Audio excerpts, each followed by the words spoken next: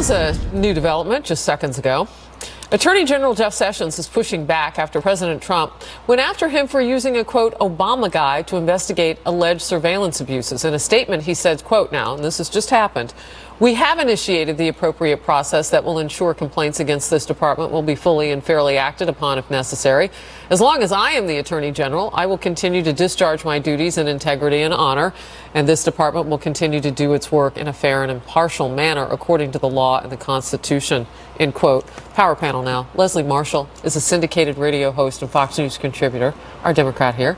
Alex Conant is a former communications director for Senator Marco Rubio and a partner at Firehouse Strategies. Great to have you back. Alex, what do you think about this? I mean, this is a very public thing going back and forth. It's just really unusual to see these sorts of spats within the administration spilling out into public, as we've seen today with the president going on Twitter and then Jeff Sessions putting out a Sessions. Why can't they just pick up the phone and have these discussions internally like you would see in another administration? It really distracts from the president's agenda and makes it tough for the Attorney General to do his job, which is an important job. The topic, though, is it worth this? I mean, look at what the president is talking about. I don't think it is worth it. I don't understand that the president's strategy behind going after the Inspector General at the Justice Department, especially when congressional Republicans don't agree with him. You saw today Trey Gowdy going out and defending the Inspector General, the Senator Grassley from Iowa, another conservative defending him. I don't think picking fights with the Justice Department that then spills into larger fights with the Attorney General and congressional Republicans fits the president's strategy. Leslie, except for one thing. He recused himself from the Russia investigation, and the president has been very vocal about that. What bothers me is, and this is not my guy, right? My candidate, he is my president now. But if you say there was no collusion, there's no problem, just let it go. Jeff Sessions did the right thing in recusing himself. And I think that we get into the problem with the president is that he forgets that the Attorney General is not to pledge his allegiance to Donald Trump and to the President of the executive branch, but to the Constitution. And I think that's what we clearly see here. And that's not good, because for the President or for the Republican Party, it shows division in the Republican Party. And it also shows, when you look at the constant approval rating going down, that a lot of people are looking at a house in disarray, and it adds to this house in disarray. Actually, it's been coming back. Those tax cuts have helped the president, it would appear. But let's get back to the original tweet. So here's what the president tweeted. Why is AG Jeff Sessions asking the Inspector General to investigate potentially massive FISA abuse? Will take forever, has no prosecutorial power, and already late with reports on Comey, etc. Isn't the IG an Obama guy? Why not use Justice Department lawyers? Disgraceful. Alex? Look, those may be valid questions that he should pick up the phone and ask the Attorney General himself.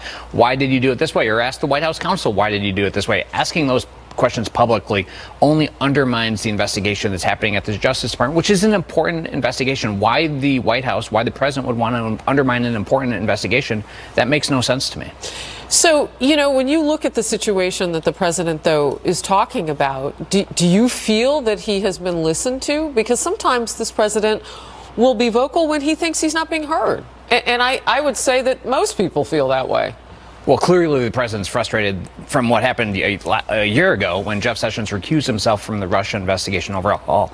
That relationship has never been the same since, clearly. And you continue to see the president's poking at the Attorney General at every chance he gets. I think because he's still upset that the Attorney General recused himself. Which so was, why not, as you said, why, the right why not move to make. on then?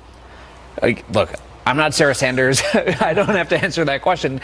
It's not obvious to me why the president continues to engage in these fights with his own administration. Leslie?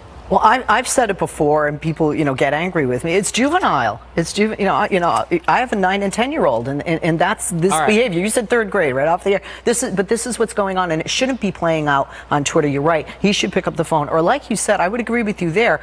Ask his own attorney, why is this being done in this manner? All right, let's talk about Special Counsel Robert Mueller, now reportedly looking into President Trump's personal business dealings with Russia before the 2016 campaign, something that could cross a red line for the president, which he said before. What can we respect? I mean, this has really gotten wide-ranging. The power panel stays. You too.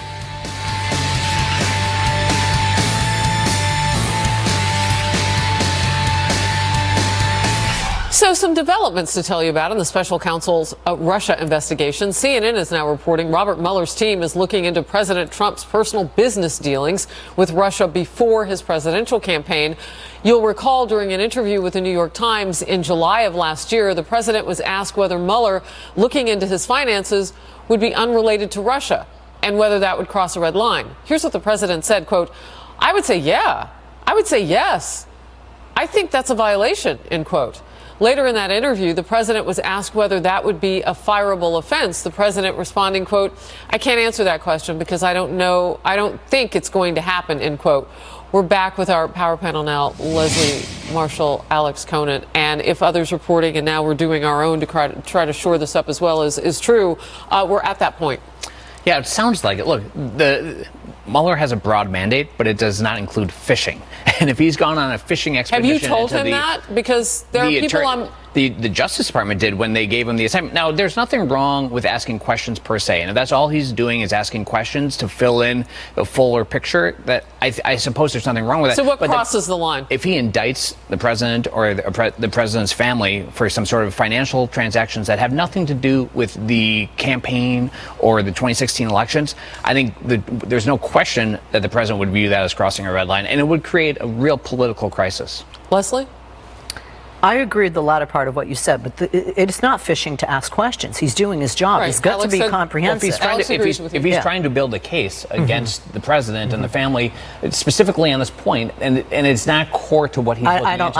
I don't think so. If you just look at the two things that he has been tasked with doing, is to find out, is there obstruction of justice, and the Russian meddling, right? I think the questions are pertinent to both of those categories, and that he's doing. Actually, it's not Russian meddling, because we already know that happened with the election, and so now you have both sides of the political aisle saying, and I've talked with representatives today and yesterday from two different camps, that yeah, we have to get this right before November. It's whether or not there's collusion between the Trump campaign and Russia, and so far no evidence of that. So how far into the future do we go?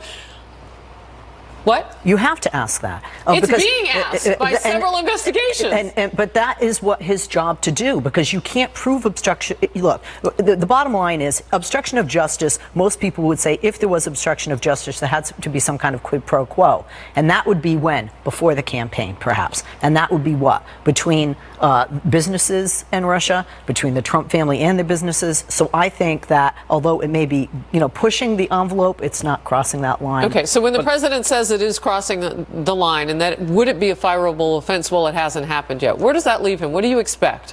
Well, I expect that the president and the White House will do what they're already doing, which is cooperating with this investigation as much as possible. We haven't heard any complaints from Mueller or the Justice Department that the president's not cooperating. Is this a game change if Mueller is now going down a different road? No, I think if he's simply asking questions, but the core of the investigation continues to be on the Russians and the meddling and whether or not any Americans help them. If that is what he's looking into, I think that is totally fine. But as I said, the moment he indicts somebody for close to Trump for financial transactions, that is Jared or another family member that has to do something unrelated to the election, clearly the president is going to say that crosses a red line, and it is going to spark a real political crisis in Washington.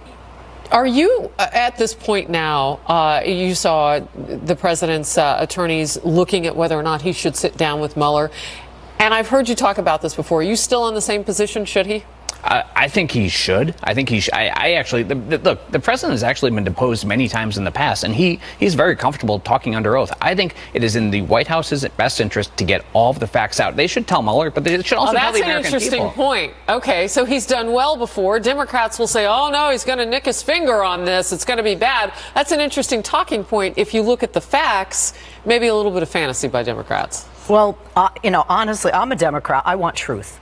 And I don't think you can get the truth and you can have the full picture, like today when, yesterday when Hope Hicks answered questions up to a point, or when Steve Bannon, as executive privilege, which to me is like pleading the fifth, you're not getting the truth. I think the president absolutely should sit down, especially if he has nothing to hide. If there's no there, sit down. It'll be done sooner. And And quite frankly, that will help Mueller to do his job and to bring this to a close, whatever the outcome is sooner. The longer this investigation goes, the more it looks like the president and his immediate family and the campaign did nothing wrong. If they have nothing to hide, they should cooperate, continue to cooperate with Mueller's investigation. Alex, Leslie, she agrees with that. Thank you.